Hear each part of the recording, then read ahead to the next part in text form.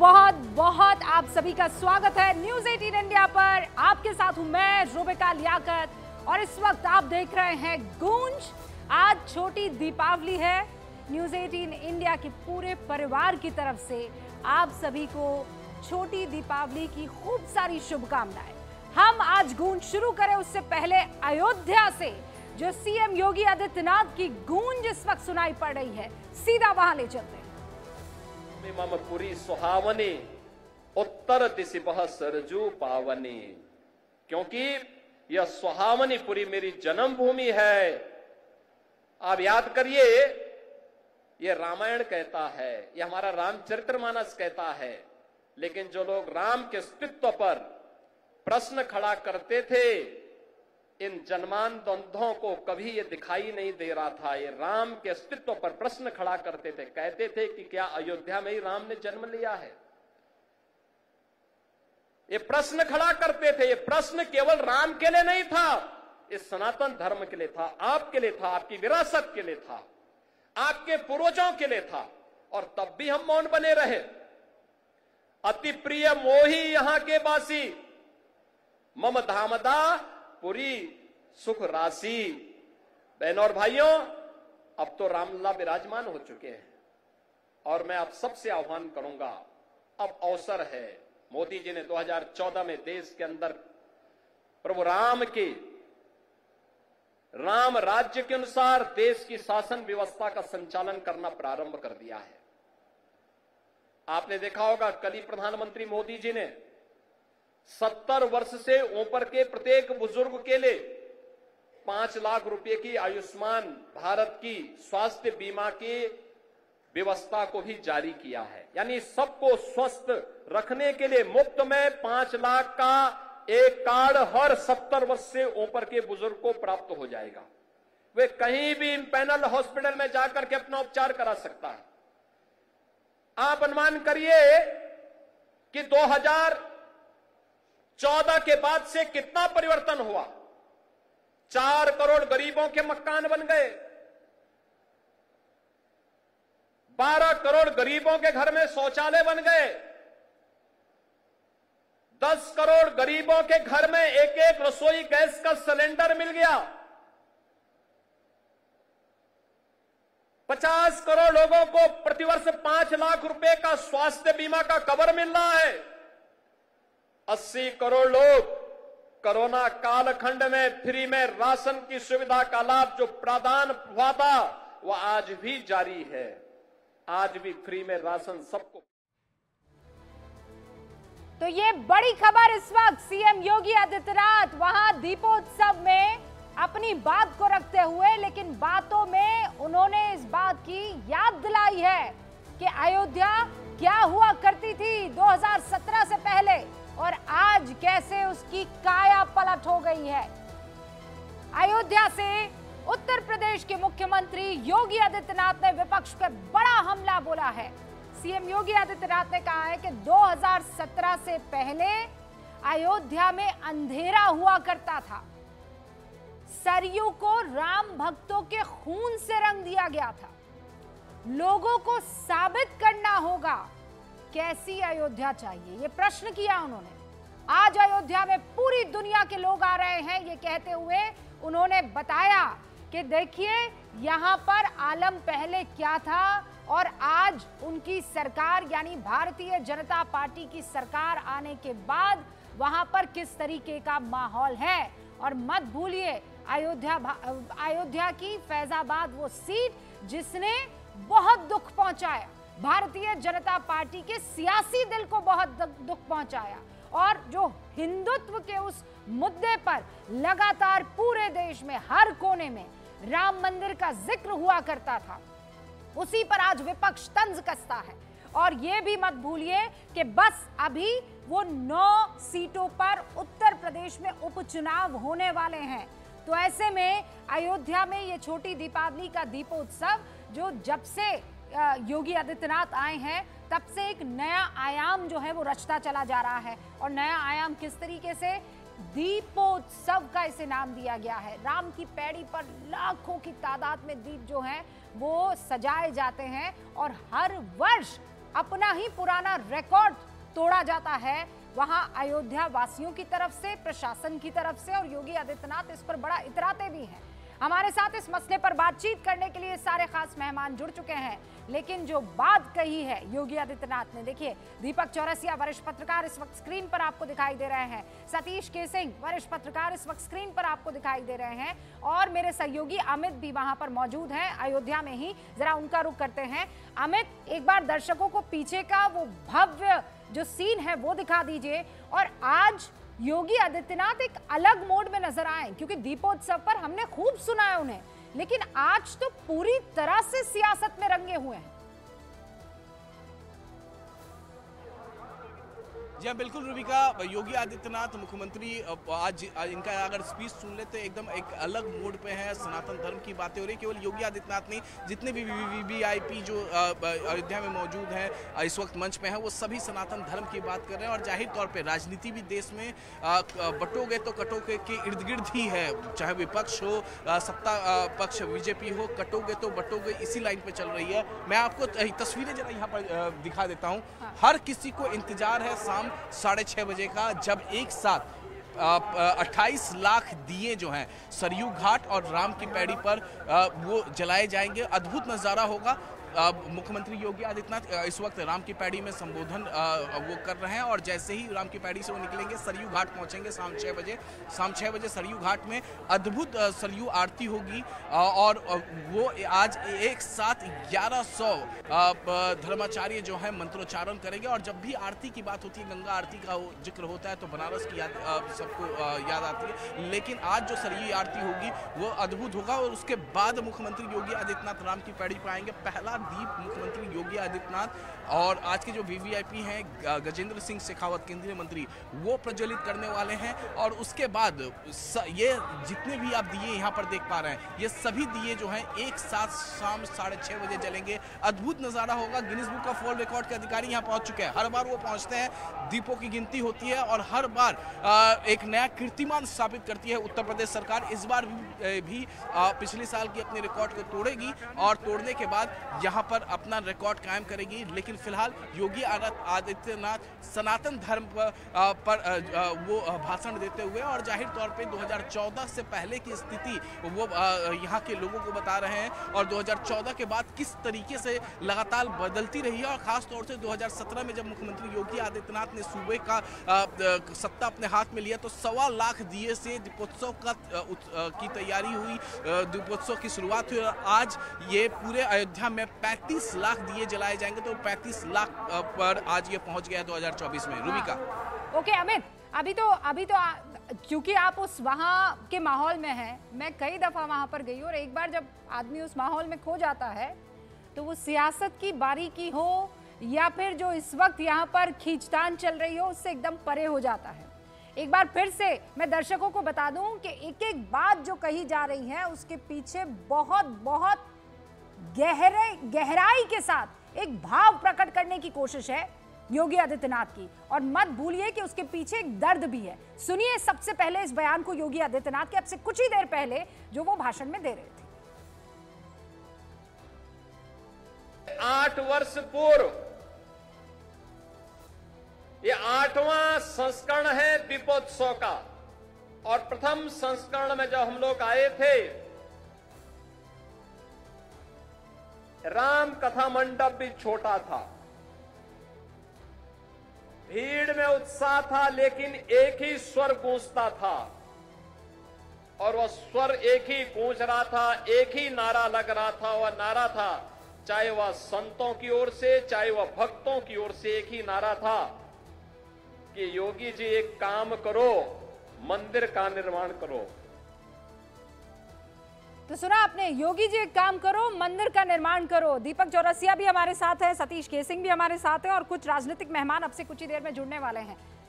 दीपक भाई, सुना आपने, योगी जी एक काम करो, मंदिर का निर्माण करो, लेकिन उसके बदले क्या मिला?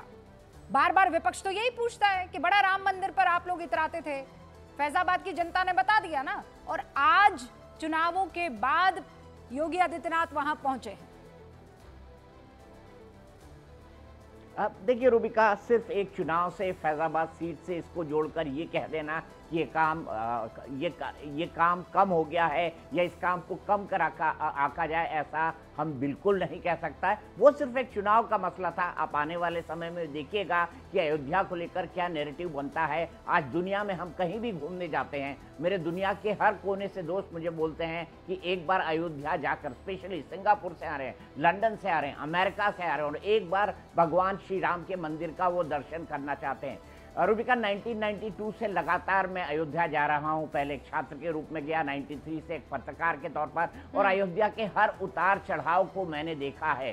किस तरह की उपेक्षित नगरी हुआ करती थी अयोध्या, इसको भी मैंने देखा है। लोग दूर रहते थे इस विवाद से दूर रहना चाहते थे। बड़े बड़े पॉलिटिकल लीडर इस विवाद पर बोलने से बचा करते थे, लेकिन इतना लंबा फैसला, इतना लंबा सिलसिला चला है। 500 वर्ष के इंतजार के बाद आज फिर एक रिकॉर्ड बनने जा रहा है। लेकिन मैं योगी जी के एक काम की सराहना करूंगा। इससे पहले भी भारतीय जनता पार्टी की सरकारें आई, उस मसले पर फैसला नहीं आया था, अयोध्या के मसले पर। फिर भी 2017 से उन्होंने वहां पर भव्य दीपावली की शुरुआत करके ये जताया कि अयोध्या सनातनियों की है, हिंदुओं की है, और ये एक पॉलिटिकल मैसेज उन्होंने दिया है, और एक बड़ा लार्जर मैसेज जो उनका समाज के अंदर गया है, जिसको बीजेपी और आरएसएस भी अब स्वीकार रही है। जो उनका बड़ा नैरेटिव है, जो मेरे ख्याल से आने वाले समय में चलने वाला है, वो है बटेंगे तो कटेंगे। इसमें एकता का एक ऐसा संदेश छुपा हुआ है जिस पे आने वाले समय की राजनीति बहुत इंटरेस्टिंग है। आप कह रहे हैं एकता का संदेश यहाँ पर छिपा हुआ है, और सतीश केसिंग इससे उलट जो है अपनी राय रखते हैं। सतीश जी, दीपक भाई ये कह रहे हैं कि कटोगे तो बटोगे में कोई बांटने काटने वाला मामला नहीं है। उसमें कह रहे हैं कि नहीं, बटेंगे तो कटेंगे। हाँ, वो कह रहे हैं बटेंगे तो कटेंगे, साथ रहो। इसमें क्या किसी को नेगेटिविटी फील हो? मैं तो बार बार सारे चैनलों पे ही पूछ रहा हूँ, कौन बटेगा कौन काटेगा, और कौन बटेगा तो किसे काटेगा, ये पहला सवाल है। दूसरा, मुझे ये समझ में आता नहीं है। देखिए, आज मुझे तो लग रहा है योगी जी के बातों से कि योगी जी का अश्वारोहण, ध्वजारोहण, इंडिपेंडेंट अयोध्या में आज एक शो है। रामलला की स्थापना जब हुई थी तो मोदी जी थे, और योगी जी छोटे से वहाँ मंदिर की स्थापना में जो थे वो छोटे से किनारे थे। हालांकि तारीफ तो आज कर रहे योगी जी, लेकिन लगता यही है कि योगी जी ने आज अपने आप को स्वयंभू जो है अयोध्या का एकदम घोषित कर दिया। जैसे कहा ना उन्होंने कि यहाँ आते थे नारा यही लगता था, योगी जी मंदिर कब बनवाओगे, यानी सब काम योगी जी ने किया। अच्छा, तो आप यहाँ पर योगी वर्सेस मोदी करने के देखो, मैं किसी का कुछ नहीं करने को, जो मैं देख रहा हूँ वो बोल रहा हूँ। हाँ, तो वही तो। और देखिए दूसरी चीज, सतीश जी सुनिए, मैं करने का कोशिश क्या कर रहा हूँ। देखिए, कोई मैं जो ऐसा नहीं बोल रहा हूँ कि रॉकेट साइंस है। हाँ। भाई, हमने तो योगी मोदी जी को भी अयोध्या में देखा है। अरे पर पिछली दीपोत्सव में देखा था क्या? 8 दीपोत्सव हो चुके हैं। कौन से दीपोत्सव में आपने? मुझे लगता है कि मैंने एक बार भी दीपोत्सव में देखा। हाँ, लेकिन आज नहीं देख रहा हूँ। हाँ, तो अरे 8 दीपोत्सव हुए ना। हाँ, कोई अरे परंपरा इस तो बार है के दीपोत्सव में नहीं देख रहा हूँ, तो मैं ये कह रहा हूँ। तो इसमें क्या प्रॉब्लम है कि इस बार नहीं वो हो सकता? देखिए, दोनों में कई दीपोत्सव निकले। अरे सुनिए ना मेरी बात। हाँ। आप मेरी बातों को जानबूझ के तोड़ रही हैं। अरे मैं रजामंदी से गए होंगे योगी जी। हाँ। लेकिन रजामंदी में यही कह रहे हैं कि नारा तो यही लगता था कि योगी कब मंदिर बनाओगे, यानी जो कुछ हुआ है अयोध्या में योगी ने किया।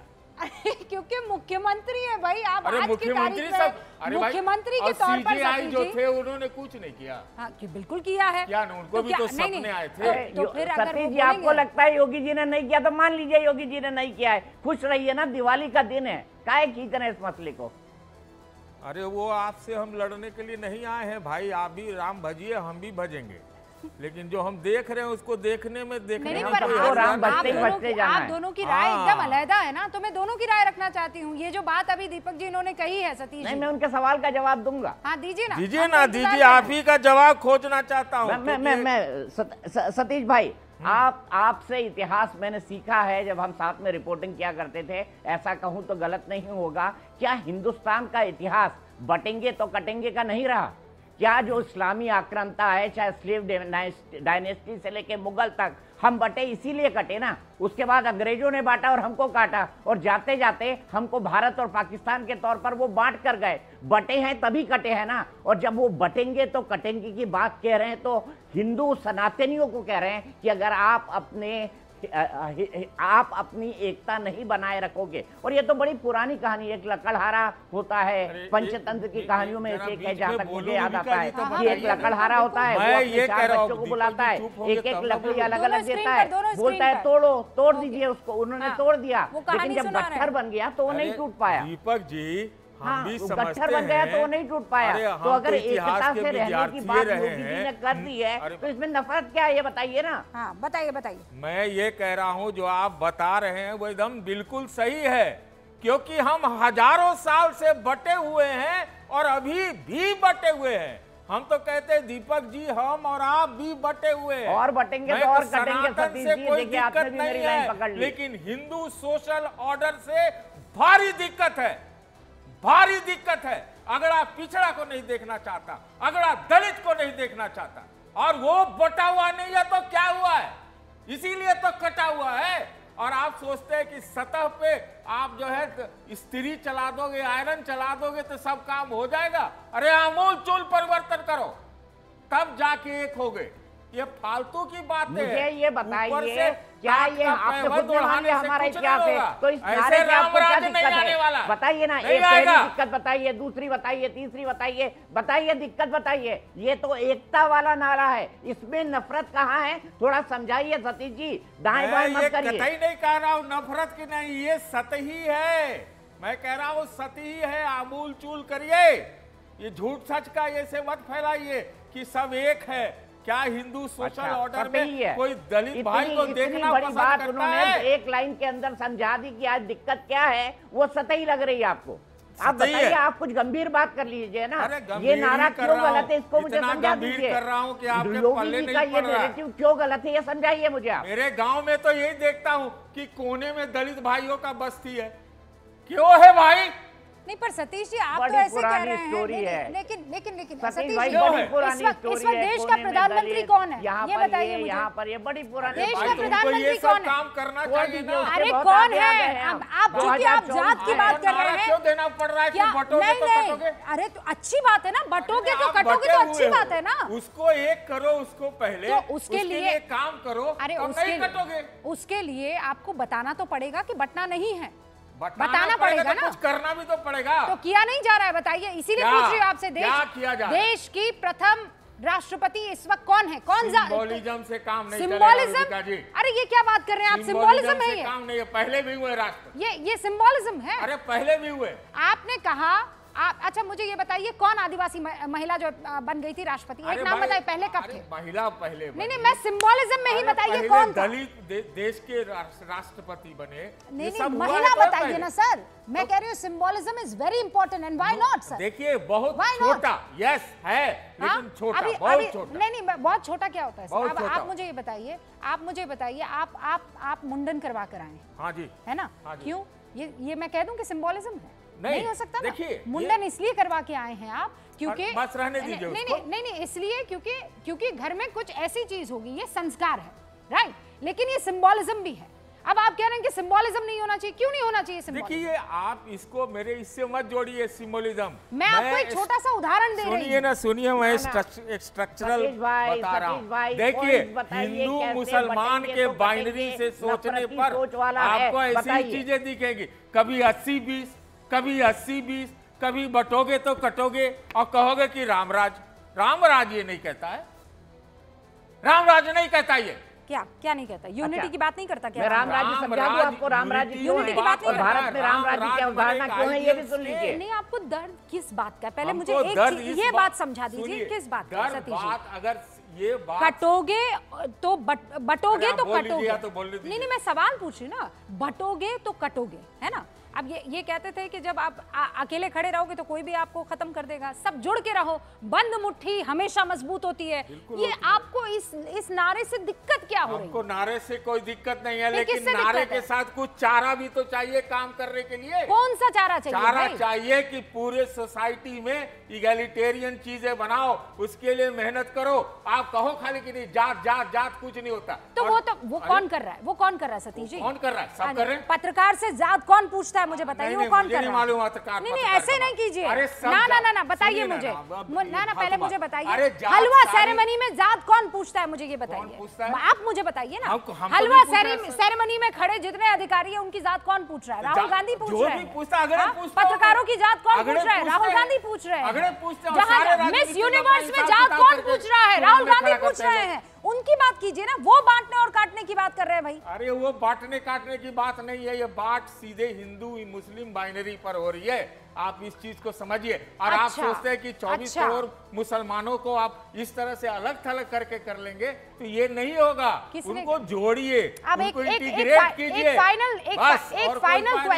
फाइनल क्वेश्चन और उसके बाद दीपक चौरसिया मैं आपको यहाँ डिबेट में लाना चाहूंगी।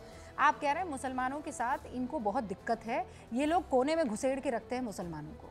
अगर ऐसा होता तो फिर सबसे ज्यादा जो नीतियों का जिसे कहते हैं ना ग्राउंड पर पेनिट्रेशन, वो मुसलमानों में क्यों हो रहा था? सरकार ना रखती ना इनको नीतियों का पार्ट।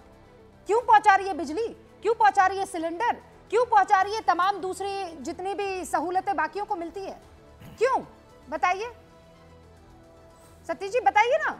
अरे मुझसे पूछ रहे तो हम मैं आपसे पूछ रही हूँ। आप कह रहे हैं मुसलमानों के खिलाफ इन लोगों की धारणा जो है बहुत गलत है, तो ये बताइए बेसिक नीतियों में मुसलमानों को सबसे ज्यादा फायदा क्यों पहुंच रहा है? तो बयान है कि ये लोग हमें वोट ही नहीं देते, काम ही नहीं करना चाहिए इनके लिए। हाँ, नहीं करना चाहिए इज अ डिफरेंट थिंग, पर हो रहा है कि नहीं पहले मुझे ये बताइए।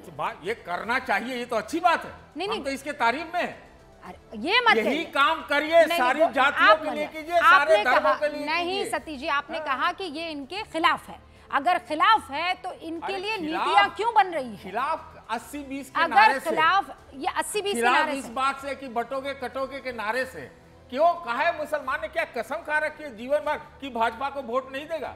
ऐसा नहीं होना चाहिए। भाजपा को अपने सोच में परिवर्तन कसम तो खा रखी है, कसम तो खा रखी है। ये बात तो आप कहने में डरते होंगे, लेकिन मैं रूबिका लियाकत कहने में नहीं डरूंगी। मैं तो अलग अलग कॉन्स्टिट्यूएंसी में गई हूँ सर। बदल सकता ना सर, मैं तो मोदी वतन मुसलमान करती थी। तो एक बात करिए ना, एक काम करिए, उनको चुनाव से हटा। ना चुनाव से नहीं, आप मेरी बात सुनिए। मैं आपको ये बता रही हूँ कि ये तो मुसलमानों को सोचना होगा कि वो कब तक किसी के लिए इस्तेमाल होते रहेंगे। क्या काम? अरे कितना और काम करे भाई, कितना और काम कर। मैं कह रही हूँ आपको मोदी वतन मुसलमान में किया करती थी। मैं आपको बता रही हूँ वहां पर ऐसी महिलाएं, ऐसे लोग मुझे मिले जो ये कहते थे कि एक बच्चे की टांग टूट गई थी, अच्छा खासा बास्केटबॉल प्लेयर था। उसने कहा अगर मुझे मोदी सरकार की योजना ना मिली होती तो आज मैं लंगड़ा घूम रहा होता। ऐसी कई महिलाएं मिली जिन्होंने कहा कि मैं गैर मरहम के सोच भी नहीं सकती कि हज पर जाऊंगी। एकदम सही है। लेकिन वोट करोगी? कहा नहीं वोट नहीं करूंगी। मैंने उस लड़के से पूछा वोट करोगे? कहा नहीं वोट नहीं करूंगा। तो फिर तो कसम खा ली है ना कि चाहे कितनी तुम मदद कर लो, वोट तो हम तुम्हें नहीं। यादव राजपूत को वोट करता है क्या? नहीं, अभी मुसलमानों की बात हो रही है। यादवों में उधर मत जाइए, एक ढंग से देखिए। यादव करता है सर, ऐसा नहीं है कि नहीं करता है। तो कुछ मुसलमान भी करते हैं। और बिहार में राजपूत नहीं करते हैं वोट। किसको? आरजेडी को। बहुत कम, एकदम अगड़ा पिछड़ा में बांटा हुआ है पूरी राजनीति। दीपक चौरसिया, अगड़ा पिछड़ा में बटी है हिंदू मुसलमान, दलित में बटा हुआ है, अगड़े में बटा हुआ है, इधर में बटा हुआ, उधर में बटा हुआ। सर ये जात में आप अचानक थोड़ी हो गया है, गली में बटा हुआ है। इसीलिए तो कह रहे हैं बटोगे तो कटोगे। मैं सिर्फ एक बात कहना चाहता हूँ, मैं सिर्फ सतीश जी ना धर्मनिरपेक्ष पत्रकार है, धर्म नहीं पंथ निरपेक्ष। अगर योगी जी की बात को वो मान लेंगे और ये मान लेंगे कि अयोध्या में श्री रामलला का भव्य मंदिर बन गया है, ये बहुत बड़ी बात है, तो फिर ये सेक्युलर नहीं रह पाएंगे ना। तो उनके जवाब भी लिबरल हैं और वो भी वही कर रहे हैं जो हम इन तमाम नेताओं में देखते हैं, गोल पोस्ट बदल देते हैं। जब मैंने इनसे पूछा बटेंगे तो कटेंगे में क्या गलत है, ये मुसलमानों के खिलाफ कैसे है, जवाब नहीं दे पाए। अब वो राम राज्य की अवधारणा बता रहे हैं। भाई भगवान राम ने ही जो राम राज्य की अवधारणा दी वो क्या थी? मल्लाह केवट शबरी के जूठे बेर खाए, गिरवासी और वनवासियों के साथ रहे, समाज के सबसे दबे कुचले लोगों के साथ संघर्ष करके उन्होंने एक बड़े राक्षस को हराया। हालांकि वो तो ब्राह्मण थे, लेकिन कर्म से राक्षसी काम किए थे रावण ने, तो राक्षस के रूप में ही कहा जाता है उनको, और राक्षस ही उनको माना जाता है। लेकिन भगवान के राम राज्य और उनकी सामाजिक समरसता को समझिए ना, और इसी को हमारे फोर फादर्स जो हैं हमारे सिस्टम में लेकर आए हैं। और इसी का जो छोटा विजन है ना, जो भारतीय जनता पार्टी का है, मैं उनके प्रवक्ता की तरह नहीं बोल रहा हूं, लेकिन मैं उसको एक्सप्लेन करने की कोशिश कर रहा हूं। राम को थोड़ा विराम, अंत्योदय को उदय, ये भी उनकी एक पॉलिसी रही है कि समाज की तमाम पॉलिसी का लाभ समाज के अंतिम व्यक्ति की पंक्ति तक पहुंचाया जाए। क्या बीजेपी ने ये नहीं किया? पहला सवाल सतीश जी। और दूसरा ये कि बटोगे कटोगे में नफरत कहाँ है, सिर्फ इतना समझा दीजिए। वो किसको काटने की बात कर रहे हैं, ये भी समझा दीजिए। मैं जवाब देता हूं। हमको दिक्कत बटोगे तो कटोगे पर है, क्योंकि हिंदू मुस्लिम बाइनरी पर ये पूरे देश की सियासत बड़ी दिनों से चल रही है। मैंने आपकी उस बात का समर्थन किया जिसमें आपने आइडियल राम थॉट्स की बात की है, जिसमें आप सोशल इंटीग्रेशन की बात करते हैं, और उस प्रकार के राम राज्य का मैं भी समर्थक हूं। उस तरह के राम राज्य का मैं भी समर्थक हूं। लेकिन क्या मैं थोड़ा खिलाफ हो जाएगा किसी के पास, लेकिन क्या हम देखते नहीं राजनीतिज्ञों को कि अपनी जातियों की पॉलिटिक्स करते हैं? अब योगी जी बाबा पर ही आरोप लगता है, बा महंत जी पर आरोप लगता है कि वो तो ठाकुर बात करते हैं। ये त्रासदी है, और वो ना करे तो बेचारे रहेंगे भी नहीं। पर मुझे ये बदलना है। नहीं, अरे ये तो बदलना है, सबको बदलना होगा। और इसीलिए फिर आपने गोल पोस्ट बदल दिया। नहीं, पर मैं कहीं और निशाना मान रहे हैं। नहीं तो उसपे भी अगर मान लीजिए गोल पोस्ट बदला भी है, नफरती क्या है सतीश जी? इसका जवाब दे दीजिए कि इतनी तकलीफ क्या लालू प्रसाद यादव ने जातिवाद नहीं किया? बिल्कुल किया, बहुत खुल के किया, और बहुत बदतमीजी से किया। क्या नीतीश बाबू ने नहीं किया? नीतीश ने भी किया। क्या कांग्रेस ने नहीं किया? मानिए कि आप भी करती है ना, मैं यही तो कह रहा हूं। मैं तो नहीं कर रही हूं, मैं कहां से जातिवाद करने लगूंगी? मोदी जी से मेरी अपेक्षा ये है कि वो एक कुछ युगांतकारी युग पुरुष का काम करेंगे। वो तो कहते हैं 4 जातियां हैं, तभी तो लागू कर दे। तो तभी तो उन्होंने कहा है ना कि बटोगे तो कटोगे। अरे तो लागू करें अब वो यूनिटी ला रहे हैं, तो उसमें आपको परेशानी क्यों हो रही है? आपको बता देते हैं। हाँ तो है ही, बता क्या देते हैं? तो फिर 4 जाति क्यों खाली बताते? अरे तो वो कह रहे हैं उसी में देखिए ना, वो लेंस से, उस लेंस से परखिए। या तो आप कह दीजिए सतीश जी कि मुझे, आप लोग वहाँ बैठ करके ना फालतू की फील्डिंग क्या होती है सर? आप फालतू का उनके खिलाफ जाते रहते हैं, और इसीलिए आपको आईना दिखाना पड़ता है। मैं तो कह रहा हूँ, मैं हमसे पूछिएगा तो महाराष्ट्र में लोग जीत जाएंगे, झारखंड में जीत जाएंगे, उपचुनाव में भी बेहतर प्रदर्शन करेंगे। मेरी बात मैं कहने के लिए तैयार हूँ, मेरी बात, लेकिन समय आ गया है कि पूरी दुनिया कुछ बुनियादी चीजें करें। पूरी दुनिया इस वक्त हिंदुस्तान को एक नए नजरिए से देख रही है। आपको नहीं दिखाई दे रहा है? हमको, हाँ, पूरी दुनिया, और दुनिया के आप जो मुल्क बता दें, और कोरोना के टाइम में जिस तरीके से हिंदुस्तान सरकार के नेतृत्व में निकलकर आगे आया था, आप नहीं मानेंगे कि वो बेहतर था। देखिए मेरा, या फिर आप बात होगी, हाँ, जरूर अच्छा है, हमें भी अच्छा लगता है देख रहा है।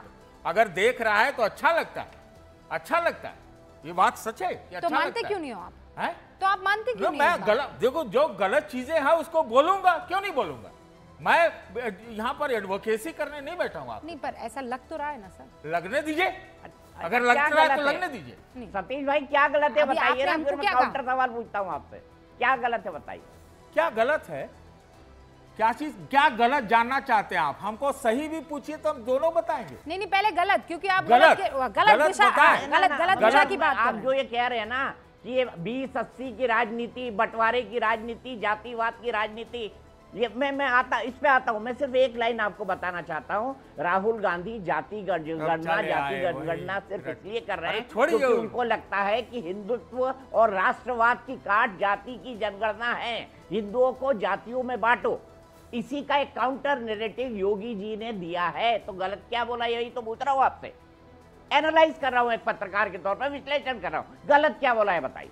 अरे भाई, तो आप लोग खाए राहुल गांधी के ऊपर तोप लेके पिछले 4 महीने से क्यों आप लगे हुए जब उसने इस तरह की बात की? तो अरे मैं किसी के पीछे तोप लेके नहीं पड़ा हूं भाई। तो बात क्या है, अगर राजनीति ही कहना चाहते हैं तो वो भी राजनीति, ये भी राजनीति कर रहे हैं, लेकिन इससे कोई भला नहीं होने वाला है। आमूल चूल देखना पड़ेगा। कैसे होता है आमूल चूल? कैसे होता है? आर्थिक संरचना में परिवर्तन करना पड़ेगा। अच्छा, तो ये परिवर्तन कैसे होता है मुझे बताइए। क्या उज्ज्वला योजना? 1 घंटा का शो कीजिए। अरे मैं कर रही हूँ ना 1 घंटे का, मैं और कुछ नहीं कर रही हूँ। अरे जाति मैं थोड़ी कर सकती हूँ खत्म, जाति आप थोड़ी कर सकते हैं खत्म। मुहिम चलाओ, जो कह रहा है उसे आप पसंद नहीं कर रहे हैं। वो यही तो कह रहा है सामने वाला कि बटोगे तो कटोगे। अरे नहीं, वो सीएम और पीएम यही तो कह रहा है बटोगे नहीं कि चाहे मैं कह रहा हूँ जाति खत्म कर दो, नहीं हो, बटोगे।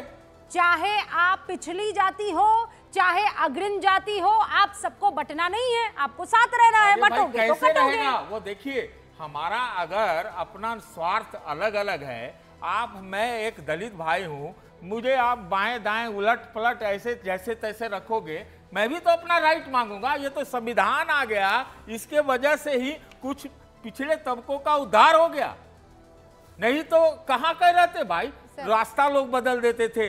अरे सर, आप हिस्ट्री के स्टूडेंट रहे, आप हिस्ट्री की बात कर रहे हैं। मैं आपको 2014 से अब मैं तक 14 से ज्यादा बहुत मुझे बताइए नहीं क्यों तवज्जो, आप उसी पर तो बात कर रहे हैं। आप क्यों उस चीज से अब वापस जा रहे हैं, शिफ्ट हो रहे हैं? मैं कह रही हूँ 2014 के बाद आप 14 से 47 पे ले जाना चाह रही। 47 पर तो ले जाऊंगी, क्यों नहीं ले जाऊंगी? और कौन से? मैं 2047 पर ले जाने की बात कर रही हूँ। आप 1947 पे जा रहे हैं। तो आप ले जाइए, तो आपने और मुझे बस इतना ही फर्क है, आप जा रहे हैं 1947 में, मैं जा रही हूँ 2047 में। नहीं, रैशनल बहस होनी चाहिए। तो रैशनल ही तो है, it's a very rational. Propaganda की बहस मत करिए। No that's a propaganda coming from your side sir. No, it's not. मैं अब आपको आंकड़े बताती हूँ, सुनिए ना, मैं आंकड़े बताती हूँ। आप जब इसको कहते हैं tautological argument. No, yours is an argument जिसको आप कह रहे हैं कि पूरा अम्ब्रेला और उसके तहत आप आर्ग्यूमेंट कर रही हैं। आप मुझे बताइए, उज्ज्वला योजना क्या ये लोगों अच्छी को बात है? नहीं अच्छी, अब क्यों कह रहे हैं अच्छी बात? आप कह रहे हैं कुछ हुआ नहीं है,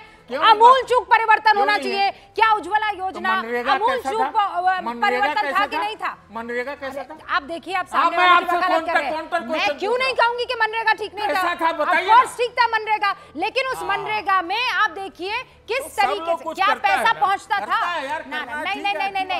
ना सर, उस मजदूर के पास पहुंचता था, पैसा पहुंचता था मनरेगा में? मुझे ये बताइए। अभी है डायरेक्ट ट्रांसफर बेनिफिट, अमूल चूक परिवर्तन इसे कहते हैं। अगर बदमाशी आयुष्मान योजना, तो बोल दो, आयुष्मान योजना, अमूल चूक परिवर्तन। कोई बात है? अरे ये कोई नहीं, मैं आपको बता रही हूँ। आप कह रहे हैं अमूल चूक परिवर्तन, मैं आपको नाम गिना रही हूँ। अमूल चूक परिवर्तन करने कौन से? अमूल चूक परिवर्तन बताइए ना। मैंने आपको 3 यहाँ पर एग्जाम्पल दे दिए हैं, आप मुझे दे दीजिए 3 एग्जाम्पल। कास्ट खत्म करो।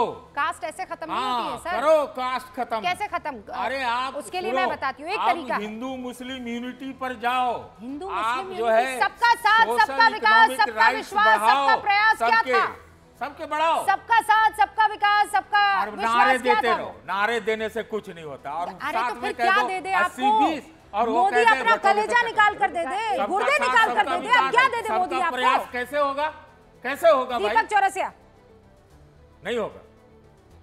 मैं सिर्फ एक चीज पूछना चाहता हूँ सतीश भाई, प्लीज मुझे बताइए, योगी जी ने जो कहा है बटेंगे तो कटेंगे, तो उन्होंने ये कहा है कि मुसलमान समाज इस एकता में न शामिल हो? कहीं कहा है योगी जी ने कि ये देश की एकता की हम बात कर रहे हैं, सामाजिक सौहार्द की हम बात कर रहे हैं, एक रूपता की हम बात कर रहे हैं? उन्होंने कहीं कहा है कि नहीं मुसलमान इस एकता में आप शामिल मत हो? कहा है उन्होंने? जो इसको आप नफरती मान रहे हैं, इसको 80-20 की बाइनरी मान रहे हैं, मुझे इस बात का जवाब दीजिए। कहीं कहा है उन्होंने? उन्होंने कहीं कहा है कि जाइए मुसलमानों को काटिए? कहीं कहा है उन्होंने? आपके सवालों को सवाल नहीं मानता हूं और मैं जवाब देने से इनकार करता हूं। पर क्यों? ऐसा क्यों सर? क्या जवाब देने लायक नहीं है ना? जब जवाब नहीं होता तो इनकार ही करता है। जवाब देने लायक है नहीं, ये तो आप परसीव कर रहे हैं। मैं कह रहा हूं कि ये डिवाइसिव है। पता नहीं है भारत, ये बता दीजिए ना, हाँ या नहीं? How is it divisive? अरे आप तो इतिहास के विद्यार्थी रहे हैं। मुझे ये बताइए सतीश जी, और मैं पॉलिटिकल साइंस का भी विद्यार्थी रहा हूँ दीपक। छोटी दीपावली, शुभ दीपावली, मैं फिर चाहती हूँ सतीश जी उसके बाद भी ऐसी बात कर रहे हैं। नहीं सर सुनिए, ये तो शब्दों यही की आज की आतिशबाजी यहाँ पर त्रासदी है कि बांटो और राज आप करो कह सकते अंग्रेजों हैं कि की ऐसी बात नीति, कर रहे ये हैं। कम्युनिस्ट इतिहासकारों ने हमको पढ़ाया हुआ है, बहुत पढ़ा है हमने सोशलॉजी के चैप्टर में। लेकिन एक सीधी सी बात है सतीश ये जी, सब नहीं पढ़ाया होगा जो आप बोल रहे हैं। नहीं क्या, अरे आपको दिक्कत इस बात से क्या है कि बटोगे तो कटोगे? हमको भैया आपके दबाव में कह दे रहा हूँ, कोई दिक्कत नहीं। मेरे दबाव में नहीं आना है सर, ये देखिए, ये इस दबाव में नहीं आना है सर। नहीं, आप आपको दबाव ही डाल रही नहीं, हैं, मैं तो नहीं, बोलते मैं तो आपसे नहीं है सवाल पूछ रही हूँ, आप मुझे हमको नहीं आप दिक्कत मुझे है, एक ठोस सुनिए। जवाब नहीं अरे दे पा रहे रूबिका जी, हैं। हाँ, इस मुल्क को दिक्कत नहीं है सर, मुल्क को नहीं है सर, आज नहीं, मैं कल बता को ना दिक्कत ना, होगा, मुल्क को दिक्कत दिक्कत होगा। नहीं है, मैं बता रही हूँ आपको, मुल्क को दिक्कत नहीं है, वो मुट्ठी भर उन लोगों को दिक्कत है जिनके हिसाब से पहले पूरा देश चला करता था। उनको मजा नहीं आ रहा है, ये नैरेटिव उनको सूट नहीं कर रहा है, उनको दिक्कत हो सकती है क्लैरिटी के साथ। लेकिन आप सभी का बहुत बहुत शुक्रिया, शुभ दीपावली।